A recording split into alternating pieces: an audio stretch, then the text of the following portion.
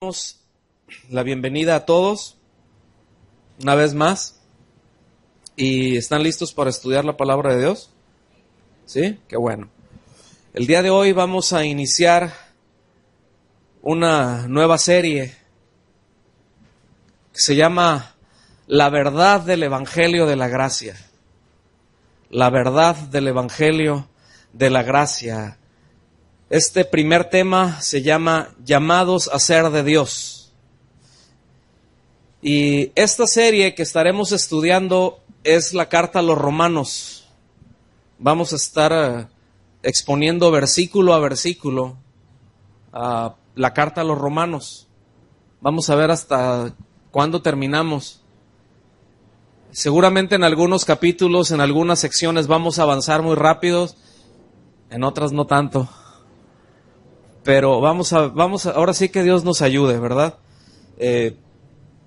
Miren, por la profundidad, por la riqueza que esta carta tiene, yo les quiero anticipar que vamos a necesitar mucha constancia, ¿ok? Vamos a necesitar no perder el hilo. Es decir, escuché la de hoy, la que sigue está muy conectada y la que sigue está muy conectada, porque vamos a estar otra vez estudiando la carta a los Romanos en todo su contexto, en todo su contexto. Es una carta muy rica, muy, muy rica. Para mí, mi punto de vista, muy en lo personal, es la carta, es el documento dentro de la Biblia más completo en cuanto a teología y en cuanto a vida cristiana se refiere. Es lo más completo para mí en uno solo. Obviamente toda la escritura es útil, eso está fuera de toda cuestión, pero lo que le trato de enfatizar es la importancia que tiene la carta, la profundidad que tiene la carta, la necesidad que tenemos de ser constantes y de no perder el hilo, porque hay, miren, como creyentes, algunos yo sé que ya tienen algunos años en el Evangelio, algún tiempo, y hay muchos versículos de la carta a los Romanos que están tan mal interpretados y hasta torcidos, que han formado conductas inadecuadas, se han desprendido doctrinas inadecuadas, doctrinas erróneas. Entonces, ¿por qué? Por descontextualizar. Entonces, por eso es muy importante que usted y yo estemos constantes, ¿verdad? Si por alguna razón no pudo asistir a alguna de las reuniones, ¿verdad? Yo le pido que le dé seguimiento a la grabación en la página que tenemos, que es www.casadeoracionloscabos.com, ¿verdad? www.casadeoracionloscabos, todo corridito.com, ahí está. O sea, ahí va a estar series disponibles y ahí se va. De hecho, va a estar ahí en la página de inicio, ¿verdad? Les voy a pedir que me pidan perdón si de repente se me va por ahí el gallo, la voz, ¿verdad? Entré en ese proceso de cambio de voz ya. Entonces, sí me van a tener paciencia, ¿verdad? Si empiezo ahí como el gallo Claudio, ¿se acuerdan? Si de repente empiezo a nada más, ustedes tranquilos, estoy bien, nada más que me está cambiando la voz ya. ¿O ustedes no pasaron por ahí ya? Muy bien. Miren, esta carta a los Romanos fue escrita por el apóstol Pablo, yo creo que todos lo sabemos y es muy claro todo, ¿verdad? Fue escrita por el apóstol Pablo desde la ciudad de Corinto. La ciudad de Corinto estaba en Grecia, es decir, desde ahí no estaba en la cárcel. Fíjense que el apóstol Pablo tenía la idea de ir a España. Sí, ya era lo que se conocía. Ya de ahí para allá, pues todavía América, ni al caso, ¿no? Bueno, según nosotros. Pero hasta España era lo que se conocía y él tenía en su mente el ir hasta lo último de la tierra. Sí, hasta ese lado, hasta España. Pero bueno, no hay registro de que él haya llegado. Sin embargo, eso tenía en planes y él les escribe esta carta a la iglesia de Roma por ahí del año 56 después de Cristo, ¿verdad? Casi al finalizar su tercer viaje misionero. Así como que una introducción, como no los conocía a ellos, pero así como que miren, voy a ir a España, voy a pasar por ahí, voy a necesitar de su apoyo, voy a necesitar de su ayuda, ahí me echan la mano, ¿sí? Pero ahorita vamos a ver un poquito más, miren, cuando él les está escribiendo esta carta, él estaba ahí en Corintio y ya estaba, repito, al final de su tercer viaje misionero. Estaba a punto ya de regresarse a la ciudad de Jerusalén a llevarse la ofrenda que había estado recogiendo y que luego nosotros vemos por ahí, ¿verdad?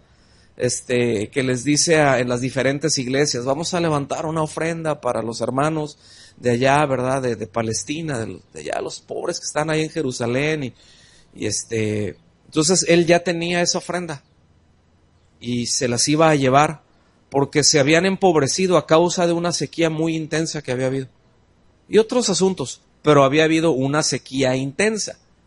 Entonces, eso yo le quiero decir algo, eso afecta a todos, hasta los creyentes. Estamos aquí, aunque no somos del mundo, estamos en el mundo y cosas que impactan en nuestro entorno también nos impactan a nosotros. No sé si están conmigo. O sea, también nos impactan a nosotros. Eso que es, no, el mundo está en crisis, pero yo estoy en Cristo. Sí, ciertamente estamos en Cristo, pero aún en tiempos difíciles necesitamos ser prudentes en cuanto a la administración de los recursos porque ciertamente afectan, ¿verdad? Si por allá, algún presidente, digamos que el presidente ruso se le amaneció con el caballo atravesado y se quiere aventar un tirito ahí con los japoneses o con alguien, dice, pero eso está lejísimo. Créanme que en el momento en que diga, como en el juego, declaro la guerra en nombre de, ¿se acuerdan de ese? ¿O no jugaron eso? O puros computadoras, todos puros videojuegos. Entonces, si eso ocurriera, créanme que el efecto sería inmediato para todo el mundo por la globalización que existe. Eso iba a desencadenar una crisis económica mundial. Y aunque digan, no, yo estoy en Cristo, a mí no me afecta, ¿verá que sí? Y va a ver que sí. ¿Sí me explico? O sea, a otros niveles, a lo mejor ahí en Abarrotes Doña Irene, a lo mejor todavía no se han dado cuenta de qué está pasando, pero los niveles macro ya pegó y es cuestión de horas, no de días, de horas, para que se suelte en crisis. Algo así pasa y todas las casas de bolsa en el mundo, para abajo y bye. ¿Sí me explico? Así de frágil es el mundo y todo eso nos afecta. Bueno, a los creyentes ahí en Jerusalén les había afectado. Bueno, hasta esas fechas, el apóstol Pablo nunca había estado ahí en Roma, no los conocía, ¿verdad? A los creyentes de allá.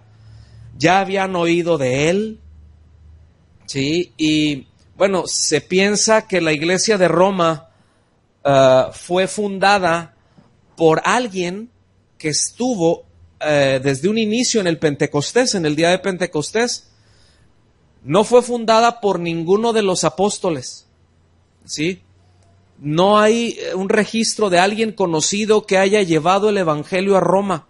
Sin embargo, por las características que tenía la iglesia, se considera que fue alguien de esos 120 que estuvieron ahí reunidos. O alguien que estuvo ahí, que se formó, vamos, que ahora sí que cuajó su fe a partir de ese momento. Y fue para allá. Entonces, la iglesia en Roma, bueno, Roma era la ciudad más grande que había en el mundo conocido. En aquel entonces habían más de 1 millón de personas. Era la congregación, la iglesia cristiana más grande que había. Era una ciudad en Roma, pues, como vemos en muchos lados, muy llena de contrastes. Habían muchos ricos muy ricos y muchos pobres muy pobres. O sea, básicamente clase media no existía, eran los ricos, ¿verdad? Dieran los pobres y una gran cantidad de esclavos. Gran cantidad de esclavos. Entonces, usted a lo mejor a lo largo de la historia ha visto ahí cómo después de un tiempo, cómo la iglesia en Roma, cómo se reunían, por ejemplo, en las catacumbas. ¿Ha escuchado eso? ¿Ha leído acerca de eso? ¿Sí o no? Es decir, hubieron muchos pasajes. Ahorita lo que nosotros vemos a este momento en la ciudad de Roma, si usted se para ahí en la calle, o lo que nosotros vemos así en la calle, está más alto del nivel que estaba antes, porque han sido rellenado. Pero habían lo que se conocían como catacumbas, es decir, redes subterráneas, muy chiquitas, donde no entraba casi luz, y podía entrar una persona apenas así, y ahí enterraban a los muertos. ¿Sí? Eran pequeñas cámaras.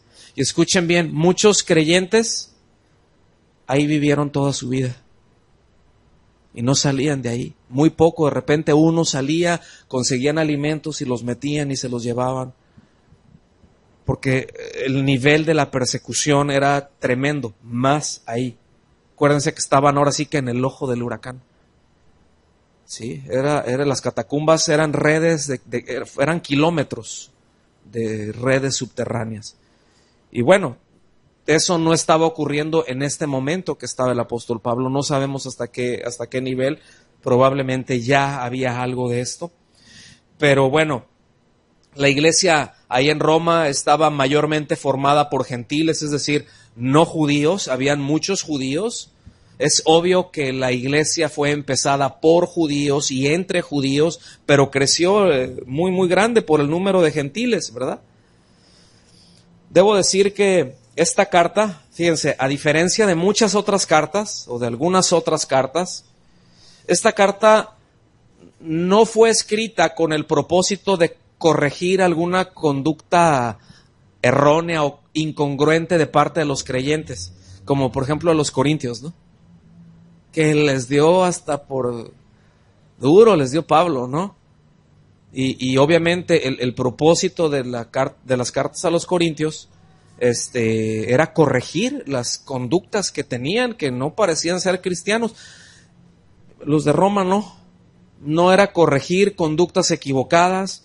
Escuchen bien, tampoco era corregir alguna teología extraña o falsas doctrinas que anduvieran circulando. No se sabía de eso. O sea, en general eran creyentes muy sólidos en lo esencial, en la fe en Jesucristo para el perdón de los pecados, pero nunca tuvieron una instrucción apostólica, es decir, como congregación, como iglesia que nació, sí, la fe en Cristo y todo, pero no tenían unos cimientos sólidos. Un entendimiento claro, amplio con respecto a las doctrinas de la gracia. ¿Sí? No tenían problemas de conducta, pero estaban muy limitados con respecto a la enseñanza que estaban recibiendo. Estaban sólidos. Hay testimonios impresionantes, hermanos, de gente que se convirtió, por ejemplo. Es decir, escuchaban el evangelio, escuchaban el perdón de pecados, veían la convicción de los otros y se convertían. Escuchen bien, se convertían. Hubo el testimonio por ahí de una legión de soldados que se convirtió la legión completa en un día o en un par de días a causa de un soldado que se había él manifestado como creyente, como cristiano, y pues no sabía muchas cosas. Él tenía muy en claro que el Señor de su vida era Jesucristo, que su vida le pertenecía a Jesucristo, que solamente se postraría ante Él, que iba a servir al César, pero no lo consideraba como Dios, no lo consideraba como el Señor de su vida. ¿Estamos? Sino que él se consideraba un esclavo de Cristo. Y él daría su vida por su nación como soldado, pero su conciencia le pertenecía a Cristo. Y cuentan las crónicas que a este soldado, estando en el invierno, pues bajo cero, estaba completamente desnudo, lo desnudaron, porque les obligaban a los soldados a ofrecer sacrificios al César. Vamos a estar viendo mucho acerca de esto. Y él se negó. Dijo, yo honro al César, pero lo honro como el emperador, pero no es mi Dios. Y eso era traición. Eso se consideraba alta traición, más entre los soldados. Y a este hombre lo desnudaron, a este soldado lo desnudaron bajo cero y todos cubiertos, y pusieron una tina con agua caliente enfrente de él. Y le decían, él ya iba, la hipotermia ya empezaba a hacer efectos, y le decían, solamente niega a Cristo y te metes al agua y ya, libraste tu vida. Imagínense, es una tortura de horas, es una tortura de horas. ¿Sí me explico? Y él prefirió morir. El caso es que murió por hipotermia. Y cuando muchos de los compañeros vieron eso, gran parte de esa legión dijo, wow, esto es convicción. Y muchos entregaron su vida a Cristo a causa de eso, de ver un testimonio tan sólido. Y mandaron llamar a otra legión y los mataron a todos. Otra legión romana mató a una legión romana. Imagínense, allá los compañeros ejecútenlos, pues lo siento, compadre, ¿verdad? Entonces eran gente sólida, era gente de convicciones, pero carecían de instrucción apostólica. Así que el designio de esta carta fue dar a conocer la verdad del Evangelio de la Gracia. ¿Está bien? Y así se llama esta serie. La verdad del Evangelio de la Gracia. Podría ser las verdades también. Algo de lo que nos vamos a encontrar a lo largo de esta serie es que en los primeros 11 capítulos vamos a encontrar los fundamentos, las verdades teológicas más profundas del Evangelio.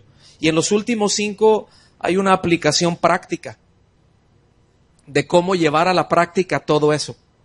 ¿Está bien?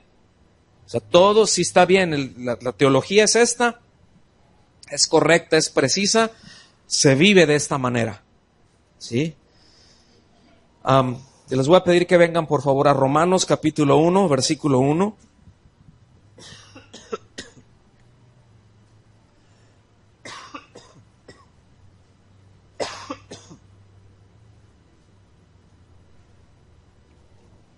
Romanos 1:1 empieza así, empieza muy diferente como otras cartas, pero él empieza diciendo, Pablo, ¿saben lo que quiere decir Pablo? Quiere decir pequeño. Pablo es el vocablo o es la traducción griega de Saulo. ¿Está bien? Entonces dice Pablo, pequeño. Él era humilde, aunque él se está presentando, no está trayendo, no está diciendo Pablo como yo soy un pequeño, no, se está presentando. Y se introduce de esta manera, dice Pablo, siervo de Jesucristo. Fíjense, siervo de Jesucristo, así se introduce. Esclavo, esa es la palabra de siervo, doulos. ¿Sí? Esclavo de Jesucristo, es decir, como alguien que fue comprado y que le pertenece a quien lo compró. ¿Estamos? Noten, Pablo, siervo de Jesucristo, llamado a ser apóstol, a ser enviado, apartado para el Evangelio de Dios. Y vamos a ver la primera frase, dice Pablo, siervo de Jesucristo. Como lo acabo de mencionar, un siervo, un esclavo, es alguien que fue comprado por un precio. Es decir, él se está reconociendo que fue comprado ¿por quién? Por el Señor Jesucristo, ¿verdad? Porque dice siervo, esclavo de Jesucristo. Es decir, el que pagó el precio por mí y que me compró, al que le pertenezco, es a Jesucristo. Pregunta, ¿qué precio pagó Jesucristo? Su sangre. Entonces, él está diciendo que su voluntad está subordinada a alguien. ¿A quién está sometida su voluntad?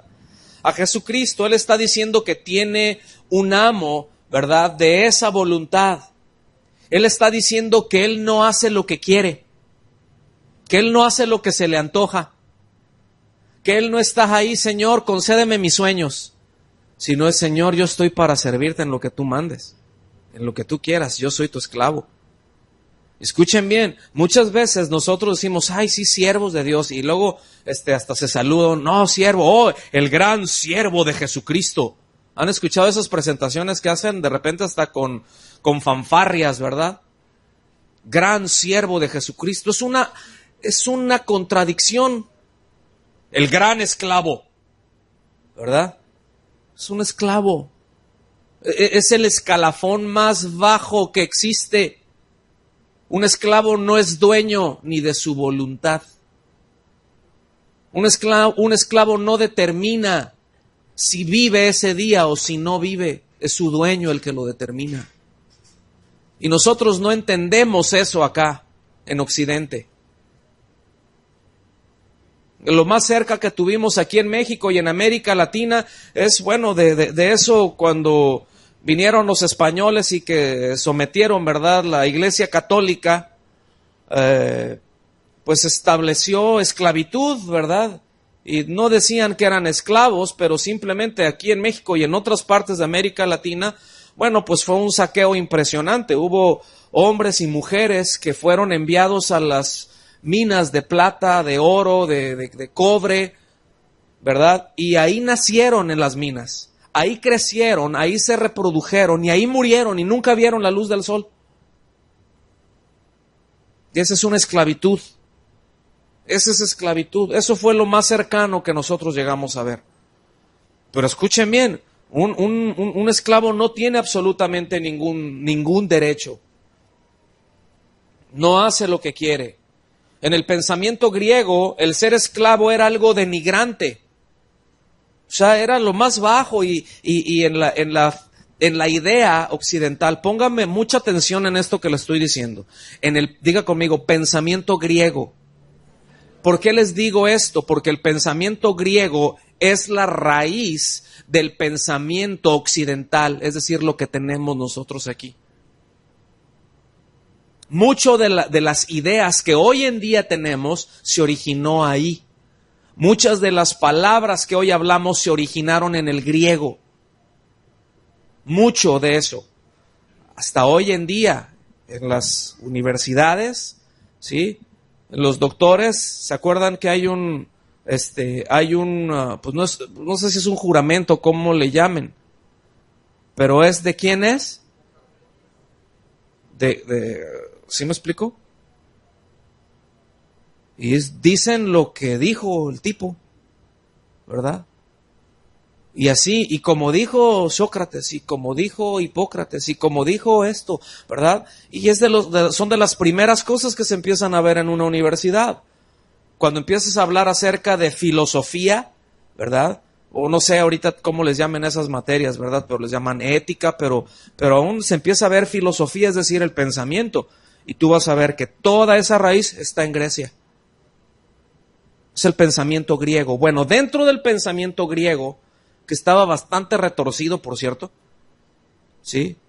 El ser un esclavo era algo muy denigrante, como hoy en día, ¿verdad? Se exalta tanto aún dentro de la iglesia. Yo quiero que noten cómo dentro de la iglesia y que nos analicemos nosotros a la luz de la palabra, cómo el pensamiento griego nos ha influido aún dentro de la iglesia. Porque ese asunto de tú tienes derecho a ser feliz, tú tienes derecho a esto, es por tu derecho, ¿verdad? Y ya a partir de ahí, un esclavo, escuchen bien, no tiene derecho, por eso es esclavo, por eso es esclavo. Y el evangelio centrado en el hombre invierte los papeles precisamente, porque está forjado en el pensamiento griego, con la filosofía aristotélica, ¿sí? O sea, de Aristóteles. Tus sueños, ¿qué es lo que tú quieres? Entonces se invierten los papeles. Tú eres el centro de todo. Tú eres tan valioso, eres tan importante, eres todo, tú. Y uno dice, oye, ¿de veras, verdad? Y el Señor, y por ti, para que tú y tus sueños y que seas feliz y todo. Y ciertamente hay una plenitud y hay una felicidad que el hombre necesita, pero que eso se encuentra solamente en Cristo. Por eso dice la palabra: en tu presencia hay plenitud de gozo, delicias a tu diestra para siempre. El Salmo 16. ¿Están conmigo? No es mis sueños, lo que yo deseo, lo que yo quiero hacer. Ay, yo me voy a... Es que yo me quiero... ¿cómo dicen? No me quiero desarrollar. ¿Me quiero, cómo es? Me quiero realizar, ¿verdad? Estudié y todo esto y me quiero realizar. Oye, pero es que hay esto importante. No, eso no importa. Yo me tengo que realizar. Tengo derecho. Y hay tanto pensamiento que nos choca y decimos... Pero escuchen bien, ese evangelio centrado en el hombre precisamente es al revés. En esencia, hace a Cristo siervo de uno. No uno a siervo de Cristo. Y el evangelio de la gracia hace al hombre siervo de Cristo. Tú nos hiciste a nosotros, Señor, y no nosotros a nosotros mismos. Estos confían en carros y aquellos en caballos, mas nosotros del nombre de Jehová tenemos memoria. ¿Sí me explico? No, siervo de Jesucristo. En contraste a esto, para los hebreos, el ser siervo de Dios, esclavo de Dios, se consideraba el más alto honor. Fíjense, es impresionante. O sea, dentro del pueblo de Dios, el ser esclavo de Dios, que alguien le dijera, que un hombre le dijera a otro hombre, siervo de Dios, lo estaba honrando, era el honor más alto.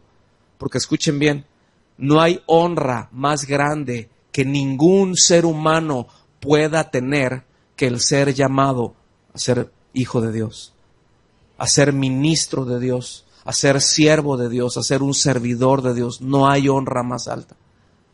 No, les voy a decir algo, no hay trabajo más importante que predicar el evangelio. Dígame cuál es el trabajo más importante y el mejor pagado que pueda haber. Ese trabajo es temporal, ¿sí? Y punto. En tanto el patrón celestial, ese paga mejor eternamente. Quiero que vean la perspectiva desde dónde lo está viendo Pablo y cómo se los está planteando precisamente a ese gran número de creyentes que, debo decir, en su inmensa mayoría eran esclavos. Sí, hay muchos registros de que había gente muy prominente que se había convertido a Cristo, ¿verdad? Sí, hay testimonios muy tremendos. No recuerdo el nombre de una hermana, pero que era pues, de las copetonas de la sociedad, de la High Society de Roma, ¿sí? Iban a comprar a las boutiques y todo ese rollo. Y se convirtió a Cristo. Entonces la persiguieron y a quitarle todos sus bienes, y todo lo que ella pudo rescatar fue para sostener por quién sabe cuánto tiempo a un montón de creyentes. Y renunció a vivir en su palacete para vivir en las catacumbas, porque estaba esperando una mejor ciudad, una mejor casa que la que tenía ahí de mármol blanco. ¿Están conmigo? Así de sencillo. Entonces, por ejemplo, para Moisés, para Josué, para David, todos ellos, para los profetas se les llamaban siervos de Dios. Y bueno, para Pablo, todo creyente es un esclavo de Cristo. Desde ahí lo empieza a ver él, ¿verdad? Es decir, cada creyente le pertenece totalmente a Cristo. ¿Cuántos le pertenecen a Cristo aquí? ¿Parcial o totalmente?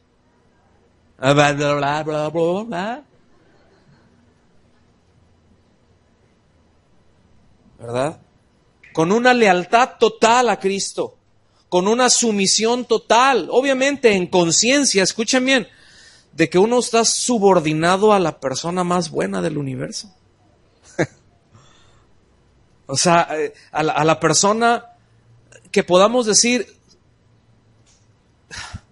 mi amo es la persona más buena del universo. es la persona más justa, es la persona más bondadosa. Nadie puede cuidar mejor de mí que Él. Es la persona más santa, es la persona más perfecta, es la persona más llena de virtudes, etcétera, etcétera, etcétera. Entonces, no tengo ningún problema en sujetarme a Él. Mi sumisión a Él no es una sumisión gravosa. Con gusto me someto a una persona así. ¿Usted no? La razón por la que muchos no se someten es que no lo ven así. Pensamiento griego. Rendir la voluntad amorosamente a aquel que nos compró es precisamente el efecto de comprender en plenitud las verdades del Evangelio de la gracia. El saberse amado por Dios es la respuesta lógica de un corazón humilde. ¿Está bien? Nosotros le amamos a Él, ¿por qué? Porque Él nos amó primero. Es nuestra respuesta, ¿verdad? Entonces aquí el apóstol Pablo les deja en claro que él no pensaba en la vida en términos de lo que él quería hacer, sino en los términos de aquello que Dios quería que él hiciera. ¿Cómo piensa usted? Señor, venga tu reino y hágase mi voluntad. Quiero hacer esto y esto y esto, te pido que me ayudes. O llegamos, Señor, ¿qué quieres tú que hagas? ¿Por dónde que yo haga? Debo de hacer esto, nos tenemos que ir por ahí, avanzo o me espero, no escucho, voy a avanzar, pero si estoy avanzando y no he escuchado bien, bloquéame, Señor, no importa. ¿Cómo nos presentamos? ¿Cuál es nuestra actitud de vida delante de Dios? Escuchen bien, en el día a día, porque le voy a decir algo. La persona más ausente no quiero decir la mayoría, no sé si decirlo o no. Ya lo dije, bajita la mano, ¿verdad? Pero en un buen número de las decisiones trascendentes e irrelevantes que tomamos en nuestros días, la persona ausente en ello es Dios, es Jesucristo. Y no estoy diciendo, ay Señor, porque luego se traslada esto a espíritu flautico, ¿no? Ay Señor, hoy, ¿qué comeré, Señor? ¿Será tortillas de maíz o tortillas de harina? ¿Tú qué piensas, Padre? Oye, ¿y qué quieres? ¿De la nieve de yogur de fresa o de vainilla? Nada más hay de esas dos. No sé, permíteme, voy a orar, voy a ver qué dice. Padre, ¿de qué sabor pediré? El Señor por acá, pues de lo que quieras, hombre. O a lo mejor te dice fresa. O sea, ¿por qué hablas así? ¿No? No sé si me explico. Pero hay muchas otras cosas. Chavos, ¿qué voy a estudiar, Señor? No es que quiero estudiar. Padre, ¿qué quieres que estudie? ¿Qué quieres que estudie? ¿Quieres que trabaje en esto? Quiero dedicarme a ti. ¿Cómo lo voy a hacer mejor? ¿Qué planes tienes para mí? Es una oración muy diferente al Señor. Yo ya visualicé. Yo declaro que. No sé si me explico, pero ¿cuáles son tus planes para mí? Porque entiendo que tus planes son mejores. Entiendo que tú eres más inteligente que yo, ¿o no? Eres más sabio que yo.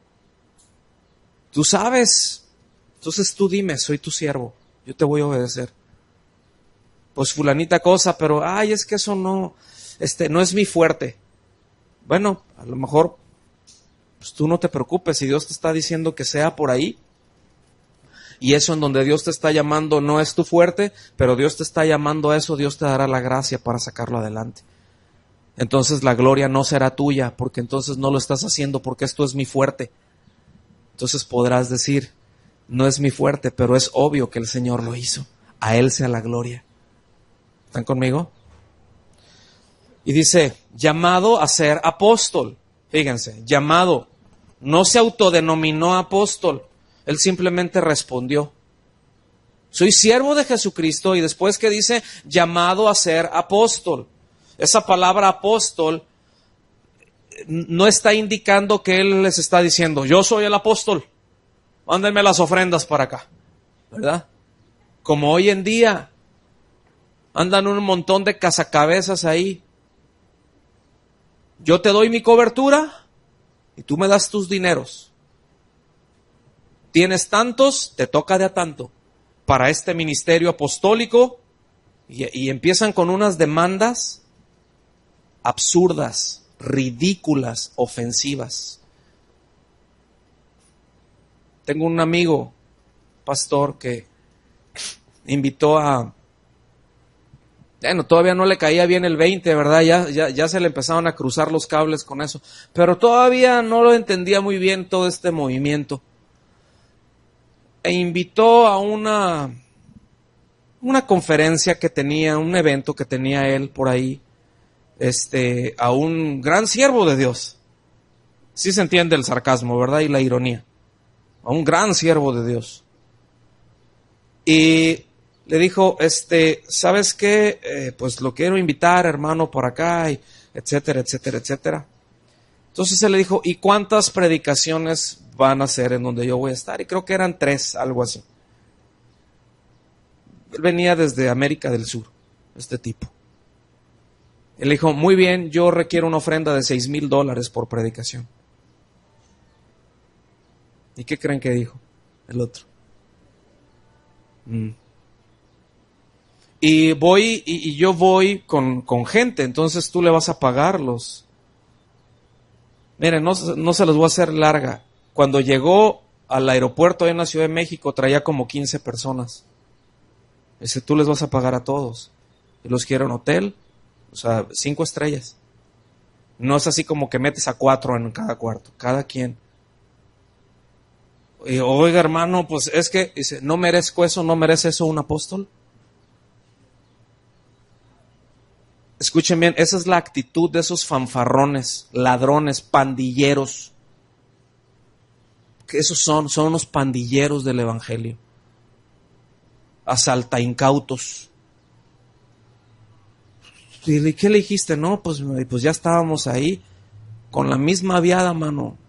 No sé, para empezar, bueno, ya, bye, seguimos. Entonces, aquí cuando Pablo está, si no me voy a ir por ahí, no. ¿Verdad que no tiene caso hablar de eso? Ya sabemos que son unos pandilleros, muchos de ellos. O sea, no hay rasgos de humildad. Y en un apóstol, escuchen bien, una característica, un rasgo de carácter es precisamente humildad. Entonces, por ahí, yo les había comentado, ¿verdad? Que muchos de ellos tienen todo de lobo, ¿se acuerda? Tienen las patas del lobo, ¿verdad? La cola del lobo, las orejas del lobo, los ojos del lobo, la nariz del lobo, el hocico del lobo. ¿Ok? No, aquí está hablando de... soy apóstol, pero no para decir yo, sino lo que le está diciendo un apóstol es alguien enviado con un mensaje. O sea, les está diciendo, soy enviado de Jesús para traerles un mensaje del Señor Jesucristo. Yo no traigo mi mensaje. ¿Está bien? O sea, esa palabra tenemos que entender en esencia que la palabra apóstol no es una jerarquía eclesiástica, hermanos. Describe la naturaleza de una persona, de un enviado, ¿verdad? Entonces, el vocablo apóstol aleja la mirada de la persona del apóstol para centrarla en el que lo envió. Cuando un ejército, miren, déjenme ponerlo así. Cuando un país entra en conflicto o simplemente entra en conflicto con otro país, ¿a quiénes manda ese país? ¿Quiénes son los que van a darse de catorrazos? Los soldados son una especie de apóstoles. Ellos les llegan a decir, aquí traemos un recadito. ¿Y a quién ven? ¿El nombre de la persona? ¿Él es el importante? Es decir, si un soldado, escuchen bien, si un soldado, vamos a decir que un grupo de soldados norteamericanos de repente se meten, estamos aquí, no sé qué tanto sea una bendición tenerlos de 2,000 kilómetros de frontera con ellos, ¿no? Pero si se meten por ahí, un grupo de soldados, y de repente, sin permiso, ellos agarran y se meten. Nadie les dio la orden, ellos se metieron. ¿Con quién se desata un conflicto? ¿Con ellos? Con el país. Porque ellos están representando, o sea, uno los ve a ellos, pero dice Estados Unidos, no dice Michael Jackson, ¿verdad? O sea, no dices el nombre del soldado, ni lo conoces, pero ves que trae la bandera y ves que es de ese país. Eso es lo que está pasando. Dice, yo soy un enviado de Cristo, soy un apóstol del Señor Jesucristo.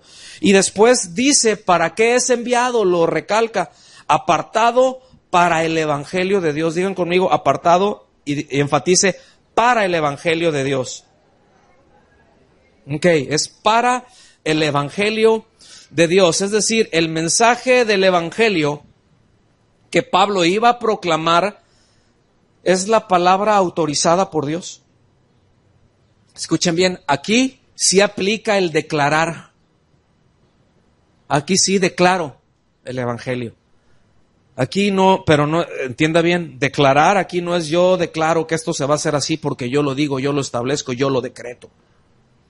O sea, no. Aquí sí cabe el declarar, pero no mis ocurrencias. O sea, yo vengo a declarar el mensaje que se originó en Dios. Eso es lo que hace un apóstol. Y eso es lo que les deja claro. Yo no traigo el mensaje no es mío, yo simplemente soy el más pequeño, soy un esclavo del Señor Jesucristo. En esa soberanía Él me llamó para enviarme con un mensaje que se originó en Él. Entonces yo les vengo a traer el mensaje de Él. ¿Se fijan cómo cambia el asunto? O sea, el hecho de entender bien las palabras que están escritas, ¿verdad? Entonces les deja bien claro, el origen del mensaje no es mío, se origina en Cristo, se origina en Dios. En Marcos 1:1 dice, principio del evangelio de Jesucristo, Hijo de Dios, así empieza. Principio del evangelio de Jesucristo, Hijo de Dios. O sea, no es el mensaje de no sé qué, no es la nueva revelación. Ya tuve una revelación, ya tuve una nueva visión, ya tuve un nuevo entendimiento. Bueno, sí, todo esto quedó claro, pero no ahora, ¿verdad? Como alguien se levantó hace un par de años por ahí. No, es que hay un mensaje oculto en el mensaje de Cristo, así como que estaba encriptado, pero ya lo descubrí. Órale. O sea, pasaron 2,000 años con el mensaje encriptado y Él lo descubrió. No, es tan sencillo. Otra vez, fíjense bien la secuencia. Pablo, pequeño, soy el más pequeño, no tengo problema, no busco grandeza. Soy un siervo, para mí es un honor servirle a Cristo. En su soberanía, Él decidió salvarme, pero también llamarme y a enviarme con su mensaje, con un mensaje que se origina en Él. ¿Vamos bien hasta aquí? Y aquí en el versículo 2 reafirma, dice, el que había prometido antes por sus profetas en las santas escrituras. ¿Sí está viendo su Biblia o no? Vean su Biblia, por favor. Sí la traen, ¿verdad? Bueno. Dice, el cual, es decir, el mensaje, el evangelio, Él había prometido por sus profetas en el libro del Mormón, en el Atalaya, en el Una vida con propósito, ¿sí? En el Saca el campeón que hay en ti. ¿En cuál? ¿En dónde se había prometido el evangelio? En las Escrituras. Entonces, dense cuenta, no es un mensaje nuevo. Es más, ahí les va esta como regla, ténganlo como regla. Toda nueva doctrina, ¿verdad? O nueva revelación no es bíblica.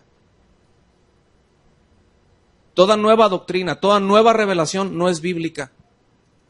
Usted se va a dar cuenta de que muchos de los movimientos que hay hoy en día surgieron en base a una revelación. No es que tuvimos esta revelación. Y algunas de ellas tienen un par de 200, 300 años, cuando mucho. 200 años que se originaron, 180 años por ahí. Y se originaron fundamentados en nuevas revelaciones. Por mencionar algunos de ellos, ¿sí? Mormones, testigos de Jehová, Iglesia Apostólica. Se originó en una doctrina nueva. No en el cristianismo histórico, sino en una base de una nueva doctrina. Hay muchísimas más. Digo, ni qué mencionar de la Iglesia de Roma, etcétera, etcétera, etcétera. Pero como regla, toda nueva doctrina o revelación no es bíblica. No tiene el suficiente sustento. Entonces noten cómo siempre un verdadero apóstol siempre tendrá como base y hará referencia a las Escrituras. Siempre dejará en claro que él no trae un mensaje nuevo, una idea nueva, una revelación nueva. Siempre se apoyará en las Escrituras. Ustedes ven siempre a los apóstoles refiriéndose a las Escrituras. Ustedes siempre ven al Señor Jesucristo, nuestro apóstol, ¿sí?, refiriéndose a las Escrituras. De hecho, es quien más la cita. Es quien más la cita. No, a partir de aquí yo le doy esto y tenemos esto, y ahora yo agarro esto y lo saco de acá. No. Usted haga eso y ya descontextualizó todo el asunto. Y ya creó una nueva doctrina descontextualizada. Esa nueva doctrina puede haber surgido de una buena intención, pero de una ignorancia. Y llevará al error. Y llevará a conductas inadecuadas. Y llevará a conductas fuera de toda razón cristiana. ¿Están conmigo? Ahora fíjense aquí, en este caso, para los lectores judíos, porque habían creyentes judíos, los primeros creyentes, incluso en la iglesia en Roma, eran judíos. Pero Pablo, para ellos, les deja claro, ¿verdad?, de que no piensen que el evangelio es así como que, oigan, no es algo nuevo, no es algo carente con relación a la herencia espiritual que ya tenían. Le está diciendo, está mencionada en los profetas del Antiguo Testamento. Es decir, hay pasajes muy claros que fueron dados con respecto al evangelio. Hay pasajes que fueron tan específicos con respecto a la persona de Cristo, al nacimiento. Miren, a eventos tan en particular de Cristo como el hecho de que antes de entrar a Jerusalén iba a entrar montado en un burrito que nadie había montado. Así de preciso es Dios. Así de precisa es la profecía bíblica. Así de precisa. Que nacería de una virgen. Muchísimas promesas y profecías acerca de la persona de Cristo. Y todas esas promesas se han cumplido. ¿Estamos? El justo por la fe vivirá. ¿Creen que eso se originó en el Nuevo Testamento? Pues para nada, eso está en Habacuc. O sea, queda muy claro que les está diciendo, ese mensaje que es de Dios, que se origina en Dios, no es algo nuevo que les estoy trayendo. Pueden corroborarlo en las Escrituras. Todo lo que les voy a decir, en otras palabras, miren, les dice Pablo, todo lo que les voy a decir con respecto a este mensaje que he sido enviado a predicarles, ustedes lo pueden corroborar en las Escrituras. Están en las Escrituras, no es algo nuevo. Y eso es muy importante, hermanos, que ustedes corroboren todos los mensajes, no nomás porque ya lo escuché y ya, es que fulanito dijo, bueno, ¿y si se equivocó?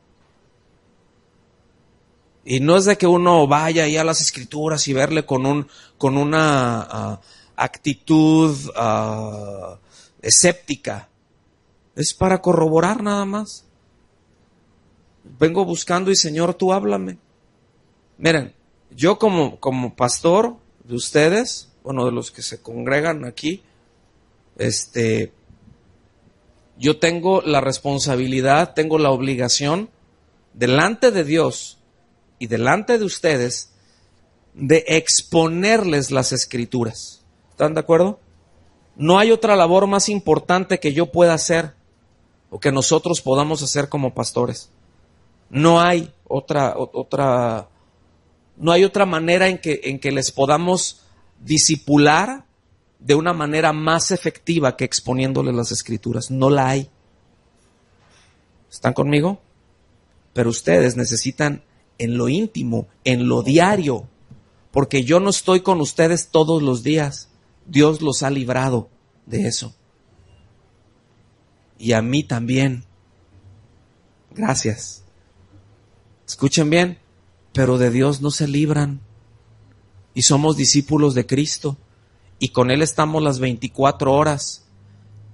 Y si somos creyentes, tenemos su Espíritu Santo viviendo en nosotros y tenemos su palabra. Vayamos a su palabra todos los días y Él nos hablará y todo estará en armonía, ya lo verán. Sí saben de lo que estoy hablando, ¿verdad? Qué bueno. Versículos 3 y 4. Fíjense, aquí como que pone otro remache, ¿no? Aquí les pone otro remache. Les dice, ok, soy apóstol, enviado con un mensaje que se origina en Dios, que ya les fue anunciado por los profetas. Dice, evangelio que se refiere a su Hijo, o sea, todavía más específico, como que lo va haciendo, ¿no? Más específico. Evangelio que se refiere, ¿qué quiere decir que se refiere? Que habla acerca de la vida, de la obra de su Hijo. ¿Quién es el que estaba profetizado desde un inicio? El Hijo. La primer promesa mesiánica es acerca de Cristo. Génesis 3:15. ¿Sí? Que nos iba a ser provisto un Salvador nacido de una virgen. La promesa del Salvador, la primer promesa con respecto a la redención del hombre es Cristo. Él es nuestra redención, Él es nuestra salvación. Todo el Evangelio es acerca de Él, no es acerca de nosotros. Todo el Evangelio es acerca del valor de Cristo, no del valor de nosotros. Todo el Evangelio es para mostrar el valor de Cristo, la grandeza de Cristo, la belleza de Cristo, no el valor y la grandeza de nosotros. Todo es acerca de Él. ¿Acerca de quién se refiere el Evangelio? Se refiere a su Hijo. Y dice, nuestro Señor Jesucristo, que era del linaje de David según la carne, es decir, como hombre. Ahorita me voy a detener tantito ahí, no mucho. Dice que era del linaje de David según la carne, que fue declarado Hijo de Dios con poder, según el Espíritu de santidad, por su resurrección de entre los muertos. Miren, en este pequeño párrafo, Pablo describe impresionantemente la Trinidad. No sé si lo alcanzan a ver ahí. ¿Sí lo alcanzan a ver? Aquí está hablando Padre, Hijo y Espíritu Santo. No modalidades. Está hablando personas a la vez. Así, aquí. El Evangelio que se refiere a su Hijo. Es decir, Dios, el Padre. ¿Y a quién se refiere el Evangelio? A su Hijo. O sea, es otra persona, ¿verdad? Nuestro Señor Jesucristo, del linaje que era David según la carne, que fue declarado Hijo de Dios con poder, Hijo del Padre, según el Espíritu de santidad. O sea, el Espíritu Santo, Espíritu de la gracia, Espíritu de Cristo, es la misma persona. Cuando usted ve eso, Espíritu de gracia, Espíritu de Cristo, Espíritu de santidad, Espíritu eterno, es el Espíritu Santo, es la tercera persona de la divinidad. Dice, por su resurrección corporal como hombre de los muertos. Entonces, escuchen bien, la implicación de los relatos de la descendencia davídica de parte del Salvador, en primer lugar, es el cumplimiento de una promesa hecha a David. O sea, aquí está diciendo, ni más ni menos, está dejando en claro la fidelidad de Dios a sus promesas. Porque Dios le prometió a David que de su descendencia, es decir, le prometió al rey David, ¿se acuerdan? Que iba a levantar, que su descendencia estaría para siempre en el trono, que le iba a dar un rey de su descendencia para que reinara sobre todos para siempre.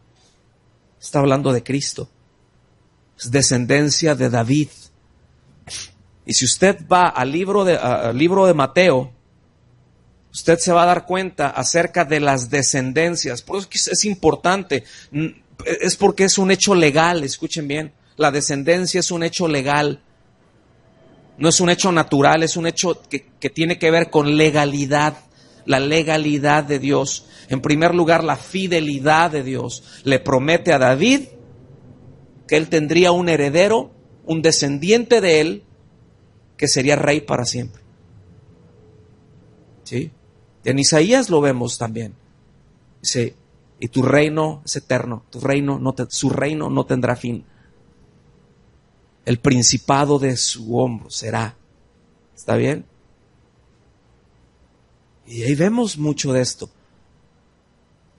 Dice, entonces tenía que ser como hombre, porque se encarnó, nació de una virgen. ¿Está bien? Y nosotros vemos en la descendencia, por el lado de María, ¿quién era el tatarabuelito de María? El rey David. Era descendiente de David. Póngame atención en esto. José, que no era el padre biológico. ¿Quién es el padre? Dios. ¿Cómo concibió la Virgen? ¿Por medio de quién? Del Espíritu Santo. Dice, por lo tanto será llamado Hijo de Dios. Pero en su descendencia, en lo natural, María era descendiente de David. Pero escuchen bien, José también era descendiente de David. Pero aquí es en donde viene el hecho legal. José le dio su nombre a Jesús para hacer legal esa promesa. ¿Está bien? Porque resulta que el que da el nombre a la descendencia no es la mujer, es el hombre. Entonces, bueno, pues sí es hijo de Dios, pero si José hubiera dicho en él, yo paso, mano. ¿Quién sabe quién sea? No me dices que fue el Espíritu Santo, sí, cómo no. Sin embargo, era un hombre justo. En principio dice que era un hombre justo que no quiso infamarla y buscaba la voluntad de Dios, y Dios le habló y le dijo, hey, tranquilo. O sea, sí tenía sus dudas, pero dijo, se guardó, ¿se fijan? Ahora sí que qué hombre, ¿eh? Qué hombre. Imagínate. O sea, qué integridad, qué hombre. Yo casi les diría, vamos a darle un aplauso a José, ¿verdad? Pero a mí se me hace un cuate impresionante, aunque no se habla mucho de él. Ese solo hecho me deja ver las agallas que tenía. Y decidió darle su nombre. ¿Sí? Pero escuchen bien, él quería hacer la voluntad de Dios, dice que era justo, era un hombre que buscaba a Dios, y Dios le habló. Porque todo aquel, dice, que quiere hacer la voluntad de mi Padre, me escucha. ¿Usted quiere hacer la voluntad de Dios? Dios le va a hablar. Ay, pues es que yo no entiendo cuando Dios me habla. ¿Estás buscando hacer la voluntad de Dios o quieres acomodar tu voluntad y usar a Dios en tu voluntad? ¿O quieres que Dios te use en su voluntad? Pues son dos casos totalmente distintos. Si quieres que Dios te use en su voluntad, Dios te hablará. Si quieres usar a Dios para hacer tu voluntad, prepárate para el silencio. Porque oirás mil cosas y podrás decir que te habló Dios, pero Dios no habló. ¿Están conmigo? Entonces fue un hecho legal, le dio ese nombre, a eso se refiere esa descendencia davídica, ¿sí? Por la madre, en lo natural, porque ahora sí que salió de su vientre, tenía sus moléculas, ¿sí? Tenía su sangre, pero no la del hombre. Pero legalmente tenía la del hombre. O sea, legalmente tenía el nombre del hombre, descendiente de David. luego entonces la promesa estaba cumplida. ¿Están aquí conmigo? Y esa expresión, bueno, según la carne, implica que el Señor es más que un hombre, ¿verdad? Las palabras significan humanidad. O sea, si Cristo fuese solamente hombre, pues no podría ser nuestro Salvador. No sé si lo alcanzan a ver. Cuando decimos que Jesús es el Hijo de Dios, y es aquí en donde patinan muchos, y es aquí exactamente en ese punto en donde el diablo ha tratado de desvirtuar mediante falsas doctrinas la naturaleza divina del Hijo de Dios. Porque quítale a Cristo. Miren, si Jesucristo no hubiese sido hombre, entonces no nos podría redimir. Y si no hubiese sido Dios, tampoco nos podría redimir. Y eso es en donde se han centrado muchos. Eso es lo que decían los gnósticos. Jesucristo no vino en carne. Por eso el apóstol Juan les dice, si alguno no confiesa que Jesucristo vino, que el Hijo de Dios vino en carne, no es de Dios. Es un anticristo. Con eso dice, no necesitas mucho. Nomás a ver qué dicen. Confiesan que Jesucristo vino en carne. No, pues que sí. Está bien. Es el Hijo de Dios. ¿Qué dicen los testigos de Jehová? Que no.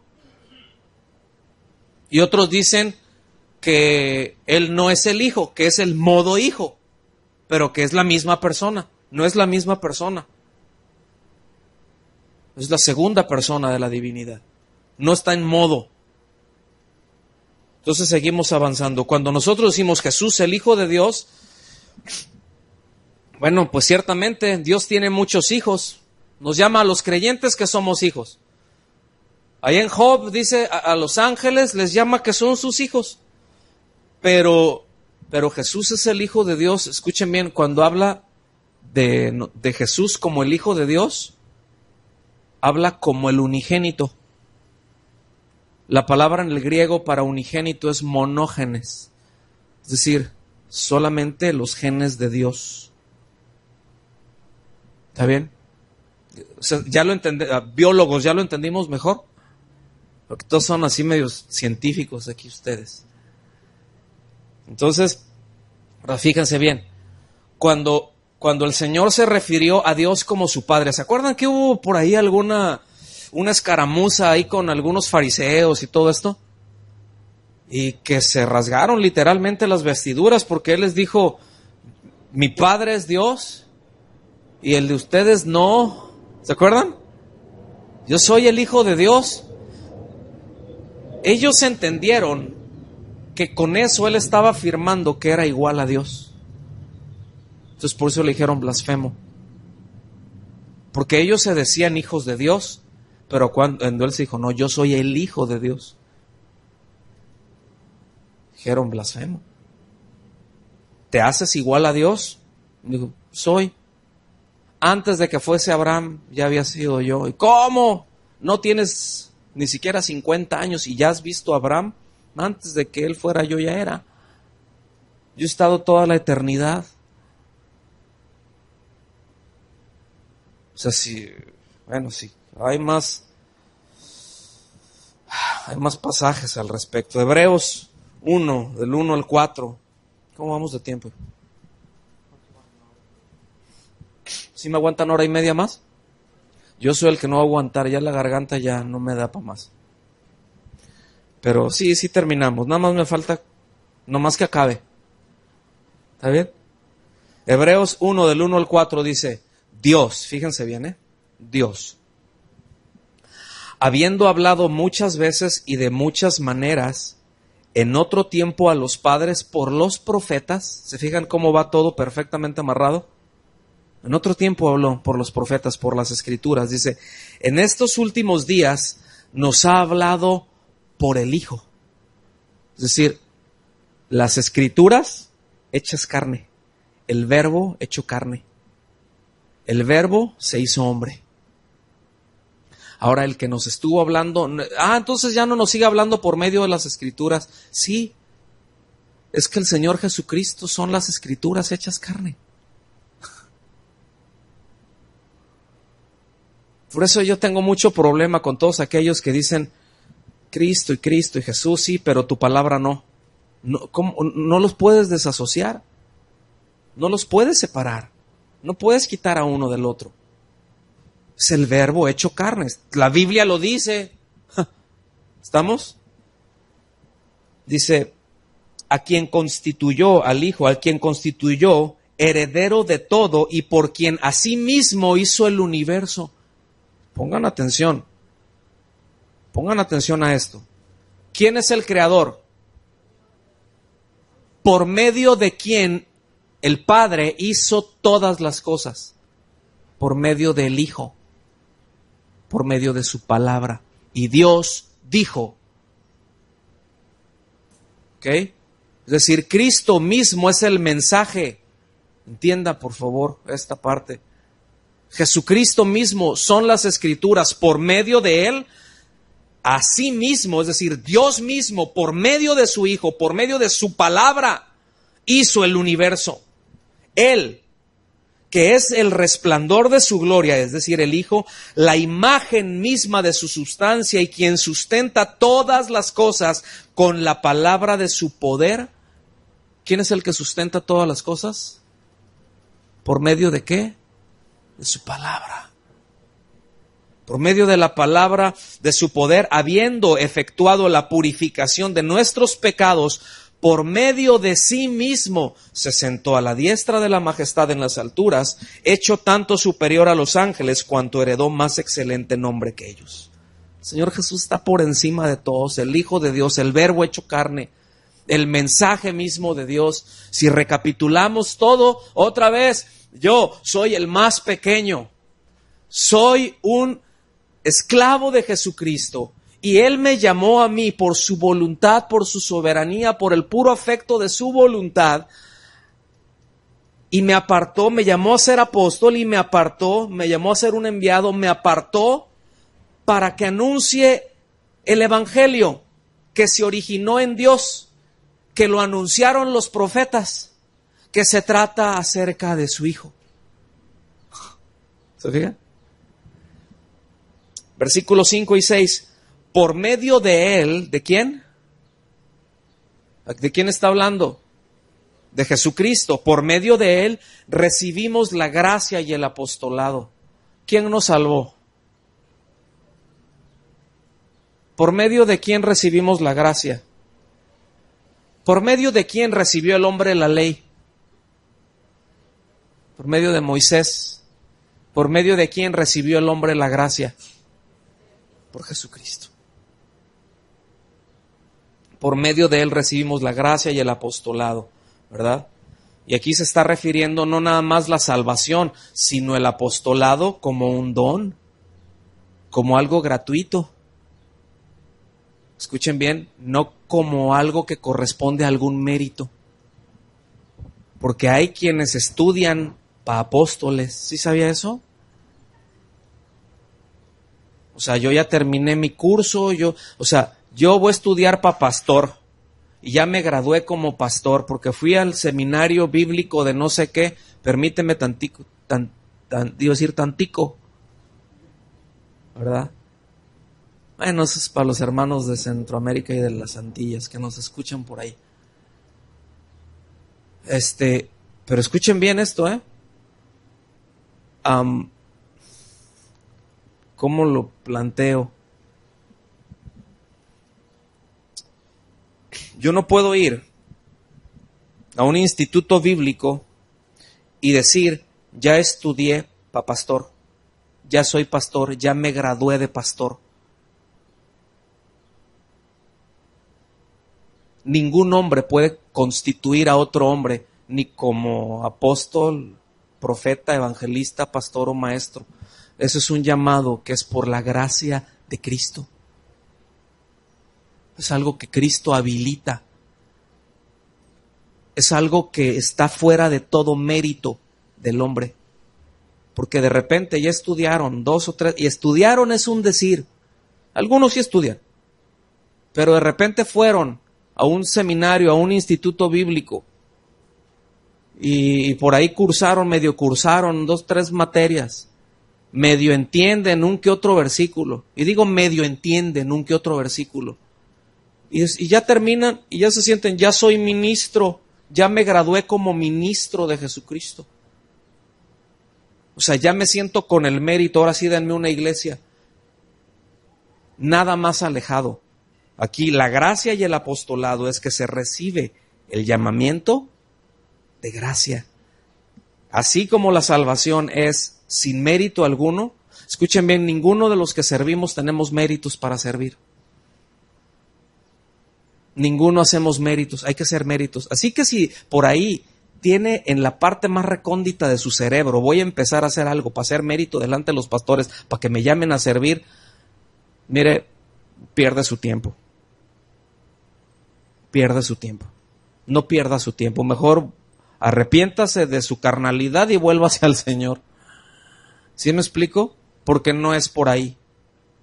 El Señor le dará la gracia en su soberanía y lo pondrá a servir seguramente, porque en el reino de Dios el que no sirve, así se la saben, ese proverbio, ¿verdad? En primera de Violeta esa, porque fue la que contestó ahí.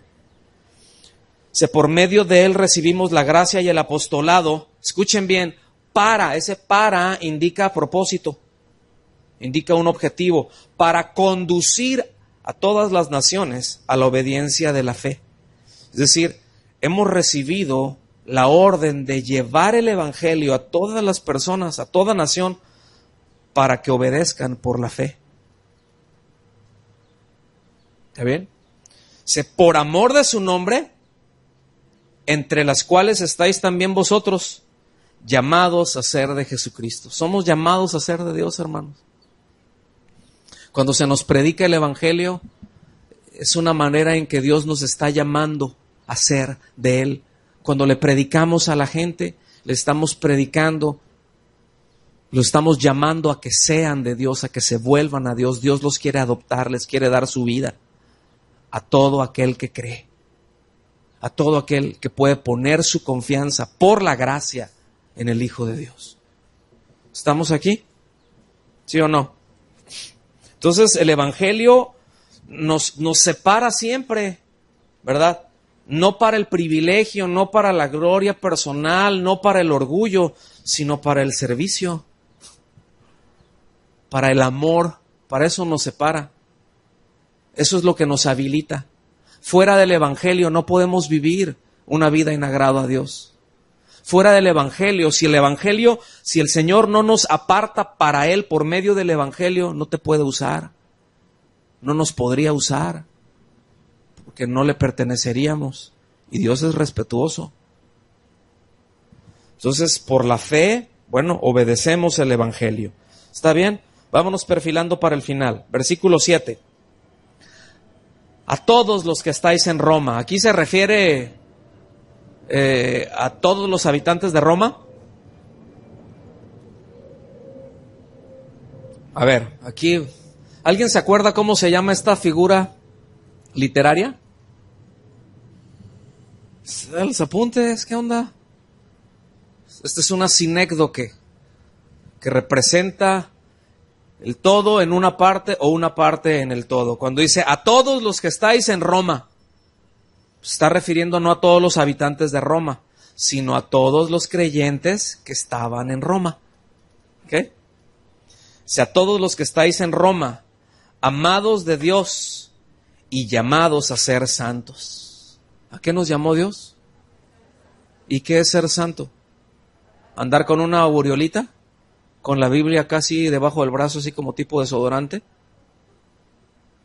¿A qué? A ser apartados para Él, para el uso exclusivo de Él, a ser esclavos de Él, para lo que Él quiera. Si me quiere usar, está bien.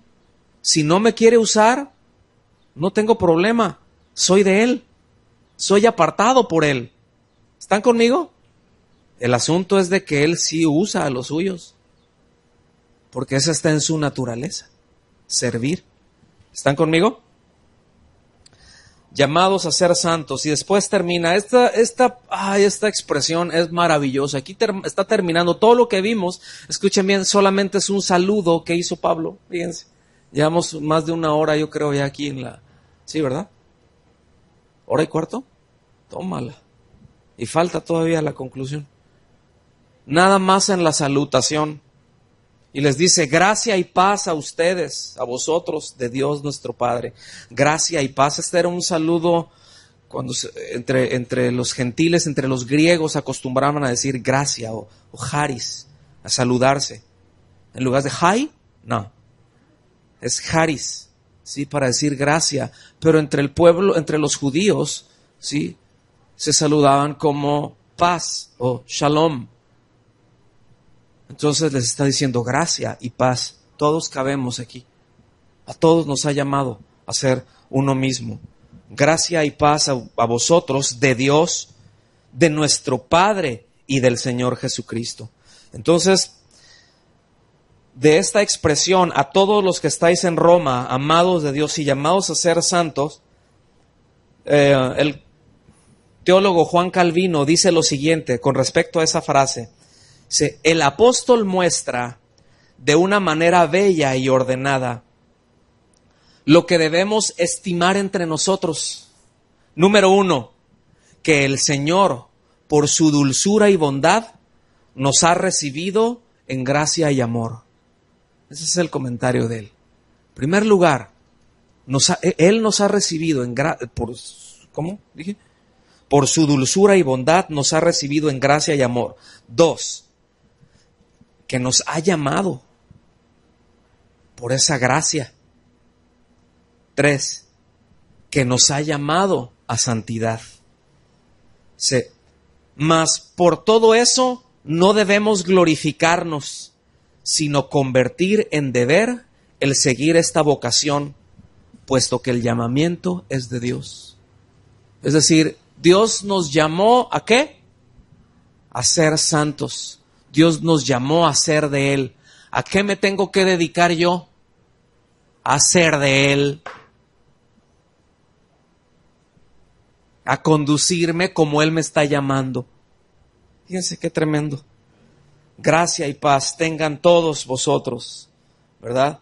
Entonces, de todo lo que pueda haber deseable, lo más que Dios nos sea propicio y favorable, no hay nada más que podamos tener. Escuchen bien, una persona puede tener todos los bienes de este mundo, pero no tener el favor ni la paz de Dios. Hay un montón que tienen mucho y no pueden dormir. No pueden dormir. ¿Sí? Yo he escuchado algunas declaraciones. Póngame atención, no voy a decir el nombre, pero me llamó mucho la atención porque es uno de los hombres más ricos del mundo. Y vive él.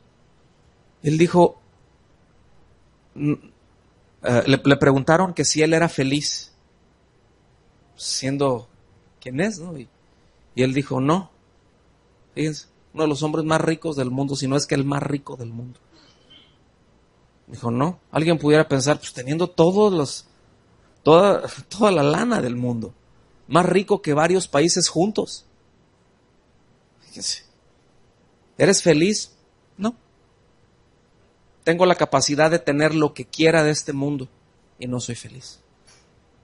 No sé qué daría, dijo, por poder dormir una noche de corrido. ¿Qué hubo?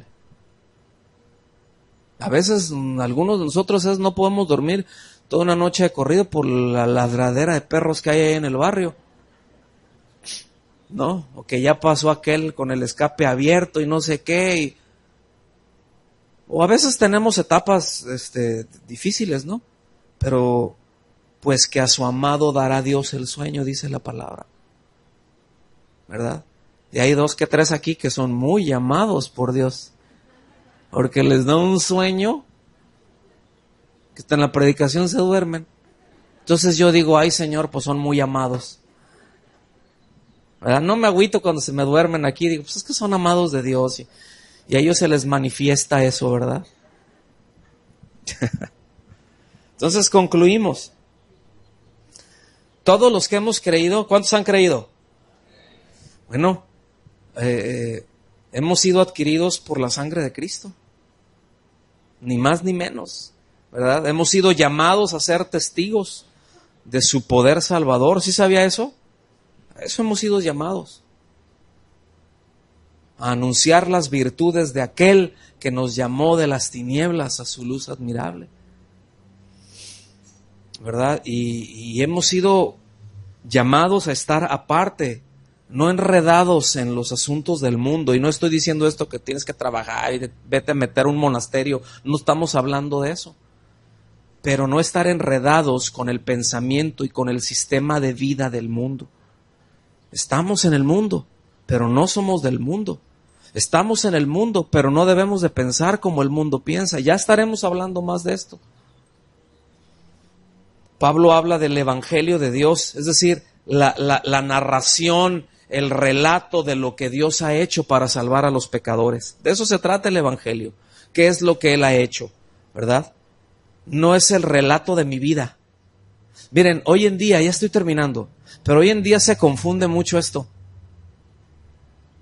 Sí, estoy yendo a visitar a fulanito de tal y le llevo la palabra de Dios.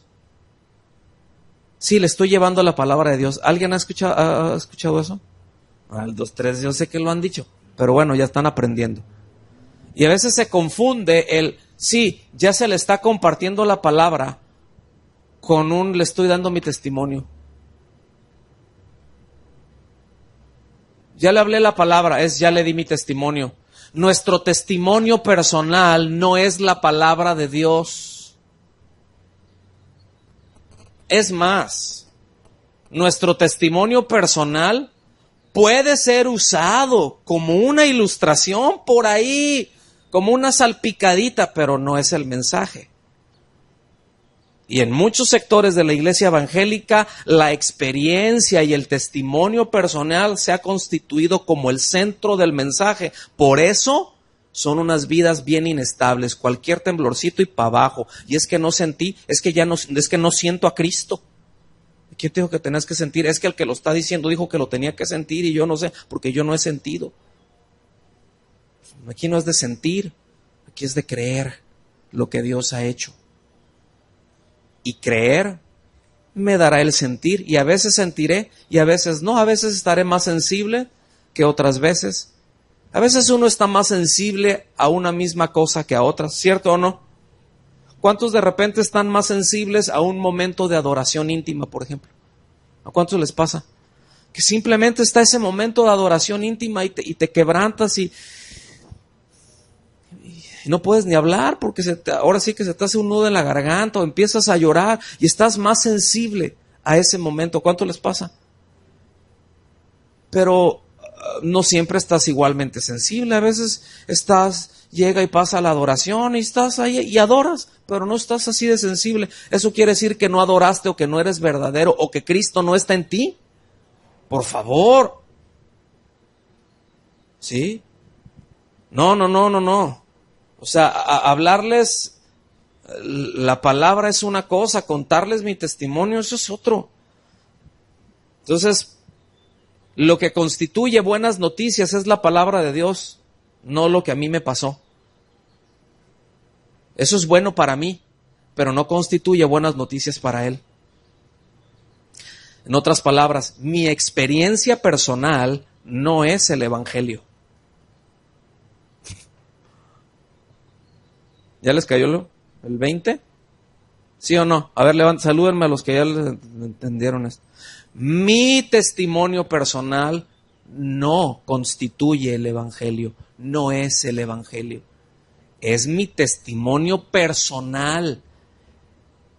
El evangelio se origina en Dios y es acerca de Jesucristo, no acerca de mí.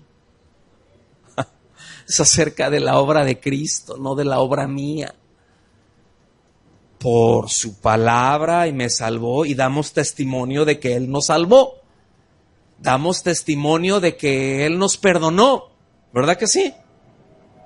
pero es como un testimonio de lo que Él hizo, pero no es la palabra. Entonces, bueno, nadie puede en verdad